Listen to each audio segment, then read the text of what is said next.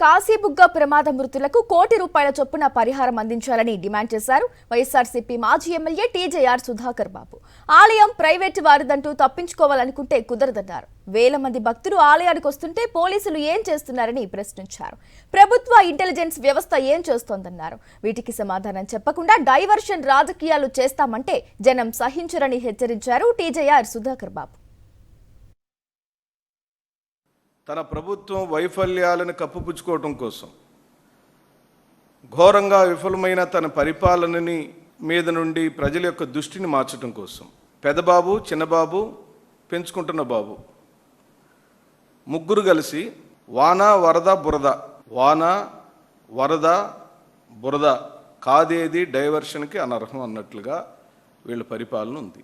వాళ్ళ ప్రభుత్వంలో వాళ్ళ అధికారంలో ఉండినప్పుడు రాష్ట్రంలో నకిలీ మద్యం షాపుల్లోకి వచ్చింది అని అక్టోబర్ 3వ తారీఖు రోజు నుండి సరిగ్గా నెల రోజుల నుండి వైఎస్ఆర్ కాంగ్రెస్ పార్టీ నాయకులైన మేము జోగి రమేష్తో సహా ఆ నకిలీ మద్యం తయారీ కేంద్రం ఓనర్ ఎవరు అని అడిగాం. ఈ రోజు వరకు బదులు చెప్పలేకపోయింది ప్రభుత్వం. ఒక్క తంబళ్లపల్లి కేంద్రంగానే తయారవుతుందా? ఒక్క తంబళ్లపల్లేనా? కాదు, అమలాపురంలో తయారవుతుంది, అనకాపల్లిలో తయారవుతుంది, ఏలూరులో తయారవుతుంది.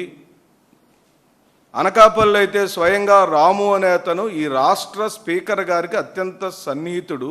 ఇవన్నీ కూడా బయటపడినటువంటి నకిలీ మద్యం తయారీ కేంద్రాలు. ఈ రాష్ట్రంలోని ప్రజలు ఆ రోజు మద్యాన్ని సేవించే పేదవాళ్ళు అది నకిలీదో మంచిదో కాక తెలియకుండా ప్రతి 3 బాటిళ్లలో 1 బాటిల్ నకిలీ వచ్చేసింది ఆల్రెడీ మార్కెట్లోకి. జగన్ గారి హయాంలో కేవలం మద్యం దుకాణాలు ప్రభుత్వం నడిపితే ఎక్కడ కూడా బెల్ట్ షాపులకు ఆస్కారం లేకుండా తన అధికారంలోకి వచ్చిన మొదటి 6 నెలల్లోని బెల్ట్ షాపులని ఉక్కుపాదంతో అణిచివేస్తే ఈరోజున బెల్ట్ షాపులన్నిటినీ పోటీలు పడి, అసెంబ్లీలలో అయితే ఘోరంగా ఎమ్మెల్యేలు పోటీలు పడి పంచుకొని కుటీర పరిశ్రమలలాగా నకిలీ మద్యం కేంద్రాలను తయారు చేసి అసలేంటో నకిలీ ఏంటో తెలియనంతగా రాష్ట్రంలోకి నకిలీ మద్యాన్ని తీసుకొచ్చి ప్రజల యొక్క మరణాలకు కారణమవుతున్న ఈ దుర్మార్గ ప్రభుత్వం ఇప్పుడు ఒక బీసీ నాయకుడిని అన్యాయంగా ఇరికిచ్చే కార్యక్రమమే ఈరోజు. మేము డైవర్షన్ బాబు, డైవర్షన్ బాబు, డైవర్షన్ బాబు, చిన్నబాబు, పెద్దబాబు, పెంచుకుంటున్న బాబు అని మేము ఎందుకు అంటున్నామంటే వీళ్ళకి అసలు సిగ్గు అనేది ఉందా? వీళ్ళు పరిపాలించడానికి అధికారం అడిగారా? ప్రజలను పరిపాలించడానికి, ప్రజల యొక్క ధనం మాన ప్రాణాలను కాపాడుతామని ప్రమాణం చేసి అధికారంలోకి వచ్చిన ఈ ప్రభుత్వం దేవాలయాల్లో కేవలం 2025 సంవత్సరంలోనే 3 ప్రమాదాలు జరిగితే